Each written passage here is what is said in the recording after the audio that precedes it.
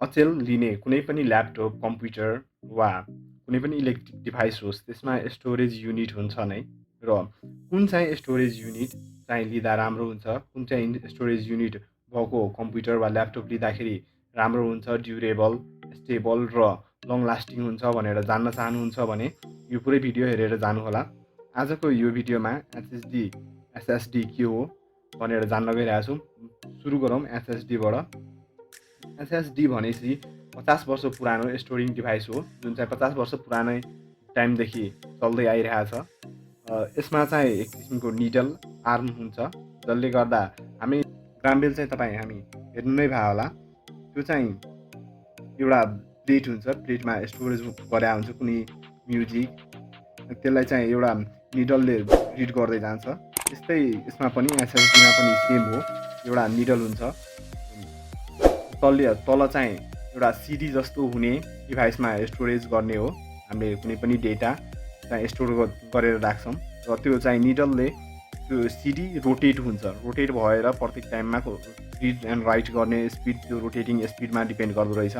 त्यो आर्मेचरको rotating speed चाहिँ 5000 RPM भन्दा बढी नै हुन्छ हरेक टाइम।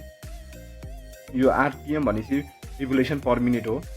यसले 1 मिनटमा 5000 टाइम्स भन्दा बढी नै रोटेट गर्ने हुन्छ। त्यो आफ्नो डिपेन्डिङ अन स्पिड कति फास्ट रिड एन्ड राइट हुन्छ भनेर त्यो पनि डिसाइड त्यहीँबाट हुने हो। अहिले भनेको एसएसडी के हो र यसले कसरी वर्क गर्छ भनेर भने। अब चाहिँ लागौँ एसएसडीतिर। एसएसडी भनेपछि सोलिड स्टेट ड्राइभ हो। यो चाहिँ सबभन्दा अहिले लेटेस्टमा आएको र एक्सपेन्सिभ पनि छ।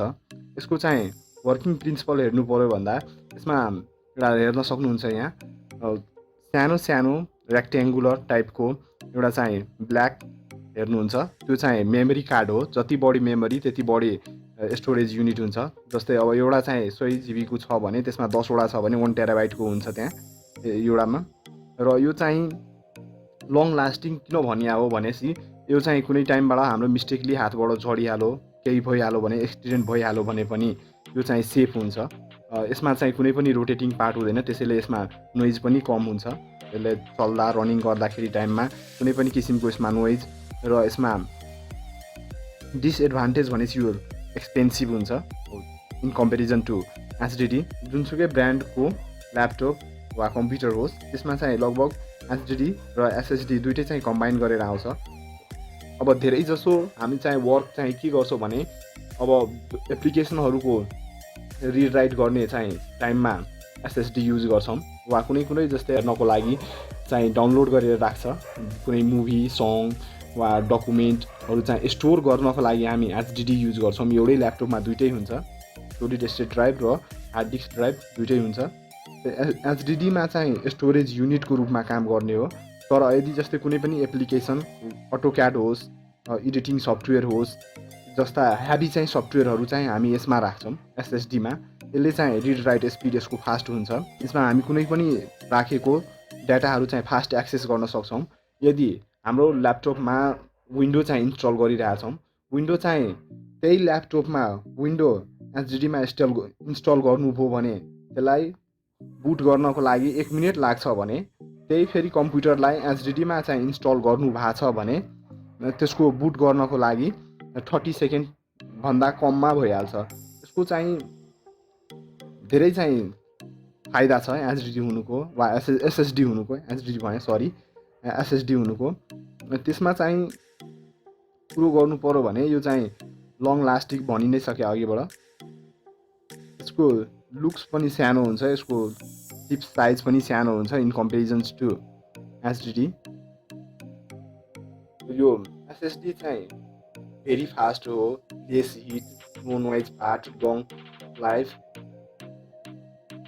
Lower power consumption.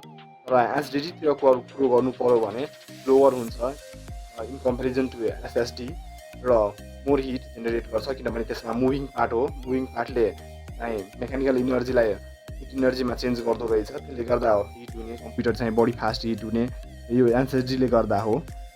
High power consumption हुन्छ किनभने त्यसलाई डिस्कलाई रोटेट गर्नुपर्ने हुन्छ। 5000 पर 1 मिनटमा 5000 चोटि रोटेट गर्नु पर्यो भने कति चाहिँ इनर्जी त्यसले कन्ज्युम गर्ने होला भनेर तपाईँ आफै चाहिँ सोच्न सक्नुहुन्छ। तपाईँ यदि कुनै पनि ल्यापटप कम्प्युटर लिँदै हुनुहुन्छ भने एसएसडी र एचडिडी भएको दुइटै चाहिँ स्टोरेज युनिट भएको कम्प्युटर लिनु होला, जसले गर्दा तपाईँ एचडिडीमा कुनै पनि स्टोरेजको लागि युज गर्ने जस्तै मुभी सङ वा अघि भनेको जतिको यदि कुनै पनि कामहरू गर्नु पर्यो, स्टोर गर्नु पर्यो डाटा भनेपछि त्यहाँ एचडिडीमा गर्न सक्नुहुन्छ। र कुनै पनि एप्लिकेसनहरूलाई रन गर्ने, एप्लिकेसनहरू स्टोर गर्ने वा एप्लिकेसनहरूलाई फास्ट र कम्प्युटर्सलाई फास्टर बनाउन चाहनुहुन्छ भने एसएसडी मात्रै राख्नु होला। अहिलेको लगभग सबै कम्प्युटरमा दुइटै चाहिँ आइरहेको छ नै। तपाईँले यो भिडियोबाट केही जान्न पाउनु, नयाँ जान्न पाउनुभयो भने लाइक, कमेन्ट र सब्सक्राइब गरिदिनु होला र आफ्नो साथीहरूसँग पनि यो भिडियो चाहिँ सेयर गर्न नबिर्सिनु होला। धन्यवाद। फेरि अर्को भिडियोमा भेटौँला।